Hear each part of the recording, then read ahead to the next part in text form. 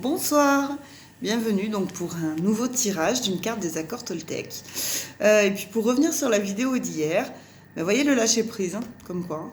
Je me suis fait mal au dos. Et plutôt que de me mettre en colère, parce que de toute façon, est-ce que la colère va guérir mon dos? Je pense pas. Même si j'avais largement autre chose à faire, largement plus de vie à mener. Je me suis fait mal. Me mettre en colère, ça ne changera rien. Comment est-ce que je peux mettre à profit ce temps pour faire quelque chose qui me va quand même, qui me plaît? Donc moi aujourd'hui, écoutez, j'ai révisé un peu mes cours, j'ai échangé avec différentes personnes sur de nouvelles techniques. Je trouve ça super intéressant. Donc ma journée, au final, elle a été quand même très constructive. Et lâcher prise à ce moment-là, c'était juste dire, ok, c'est comme ça, je peux rien y faire. Alors qu'est-ce que je peux faire avec ça? Après, c'est sûrement la manière la plus facile de lâcher prise quand c'est votre corps qui dit stop. Alors facile, attention, je ne veux pas dire que c'est... Il y a des proportions à garder, hein, donc facile. Mais quelque part, quand le corps dit stop, on n'a pas d'autre choix que de l'écouter. Et là où ça aurait été intéressant pour moi de lâcher prise avant, c'est que j'avais déjà un peu des douleurs et que je les ai pas écoutées du tout en disant « Oh mais bon, c'est bon, ça va, moi j'aurais pas mal ». Non, mais moi je suis un être humain comme tout le monde, donc évidemment, moi aussi je me fais mal. Donc la prochaine étape pour moi, c'est ça, c'est d'apprendre à écouter mon corps avant qu'il soit trop tard et qu'on se retrouve vraiment plus blessé que ce qui aurait pu être. Bon allez, assez de blabla, on va passer à la carte. Alors, oh, parfait, j'accepte de ne rien faire aujourd'hui. Quand même, vous n'allez pas le croire, mais je sais pas, c'est écrit à l'envers, donc vous ne pourrez pas le voir.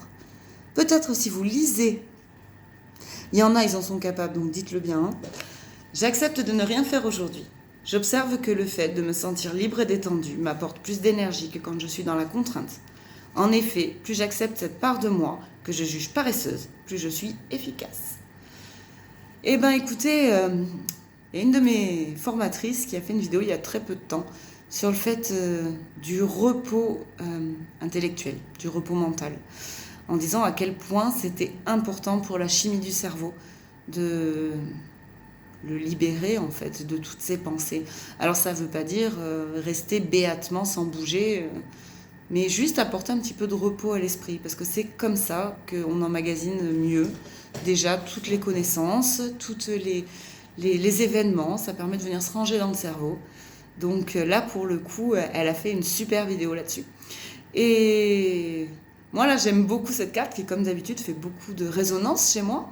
Parce que, que je me serais énervée au fait de ne pas pouvoir faire ce que je voulais aujourd'hui. J'aurais pas plus pu faire, en fait. Et j'ai fait autre chose. J'ai appris autre chose qui est tout aussi bon pour moi. Et on n'est pas obligé d'être tout le temps dans l'efficacité permanente. On a le droit aussi de se détendre un peu.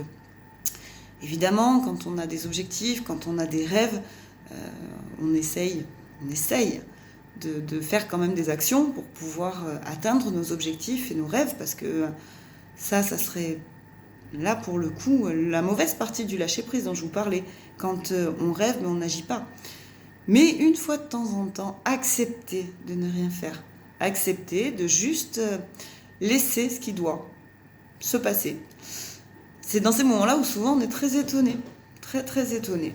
Vous savez, c'est un petit peu comme les enfants. Vous savez que les enfants, on indique souvent aux parents, laissez vos enfants s'ennuyer. C'est terrible parce que c'est trop vrai. Mais en même temps, on a toujours un peu mauvaise conscience en se disant dans cette société, ah non mais mes enfants ils n'ont rien fait aujourd'hui, mon Dieu je suis une mauvaise mère, mauvais père, ce qu'on veut. Non, les enfants ils ont besoin aussi de ces temps calmes. Ces temps calmes qui sont super importants pour eux pour développer de la créativité. Ça, ce sont des études scientifiques dont beaucoup de personnes ont déjà parlé. Nous aussi on marche comme ça en fait, parce qu'on est des enfants un peu plus grands, c'est tout. Et donc c'est parfois dans les moments de paresse qu'on trouve nos meilleures idées, qu'on a les connexions qui se font plus vite. Et puis même si c'est pas le cas, on n'a pas besoin d'être efficace tout le temps. On peut juste avoir envie de paresser, de se laisser juste aller à l'observation. On peut avoir envie à un certain moment de regarder par la fenêtre ce qui s'y passe sans réfléchir et sans penser. Et ça, c'est très bon, c'est très très bon pour le cerveau.